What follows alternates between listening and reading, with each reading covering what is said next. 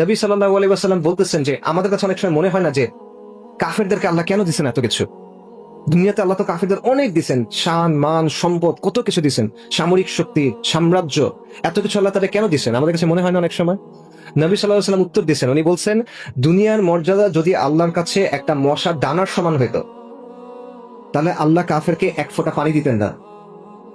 কিন্তু দুনিয়ার মর্যাদা একটা মশার ডানার সমানও না, এই জন্য আল্লাহ কাফেরকে দিয়ে রাখছে, কিছু যায় আসে না, এটা কোনো মূল্য নাই। দুনিয়ার আখিরাতের অবস্থা হলো, নবী সাল্লাল্লাহু আলাইহি ওয়াসাল্লাম বলছেন যে আল্লাহর কসম, যে আখিরাতের তুলনায় দুনিয়ার অবস্থা হলো তোমাদের মধ্যে কেউ সমুদ্রে একটা আঙ্গুল ডুবালো, তারপর সে আঙ্গুল এনে দেখুক এখানে কতটুকু পানি লেগে আছে। এই যে সমুদ্র, এটা হলো আখিরাত। আপনি আঙ্গুল ডুবানোর পরে হাতে যেটা লেগে থাকবে এটা হলো দুনিয়া।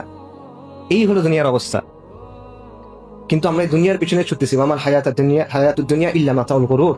এটা ছলনার একটা জিনিস, যেটা বাইরে থেকে দেখতে খুব ভালো লাগে কিন্তু ভেতরে কিচ্ছু নাই, ভেতরে কোনো প্রশান্তি নাই। বাইরের থেকে চকচকে জাঁকজমকপূর্ণ, টানে আপনাকে, কিন্তু শেষ পর্যন্ত এটা তাকে ক্ষতি ছাড়া কিছু দিতে পারবে। এবং দুনিয়ার জিনিস আপনি যত খুঁজবেন, যত দৌড়াবেন, কোনো তৃপ্তি আপনার আসবে না। নবী সাল্লাল্লাহু আলাইহি ওয়াসাল্লাম বলছেন যে বনি আদমকে যদি 2টা উপত্যকা দেওয়া হইতো স্বর্ণ ভর্তি, মানে বিশাল ময়দান ভর্তি শুধু সম্পদ স্বর্ণ, বনি আদম সন্তুষ্ট হবে না, সে তৃতীয় একটা চাইবে। বনি আদমের পেট একটা জিনিস দিয়ে ভরবে, এটা হলো কবরের মাটি, আর কোনো কিছু দিয়ে এটা ভরবে না। এখানে একটা বিষয় মাথায় রাখবেন যে সম্পদ নিষিদ্ধ না। আমি বলতেছি না যে দুনিয়া একেবারে আপনি ছেড়ে দিবেন, আপনি দুনিয়া ছাড়তে পারবেন না। এই দুনিয়ার মধ্যে আমাদের থাকতে হবে, এই দুনিয়ার মধ্যে আমাদের আমল করতে হবে। দিনকে বিজয়ী করার জন্য যে কাজ করবেন ওটা দুনিয়াতে করতে হবে, দুনিয়ার আসবাবের নিয়ম মেনে আপনার কাজ করতে হবে।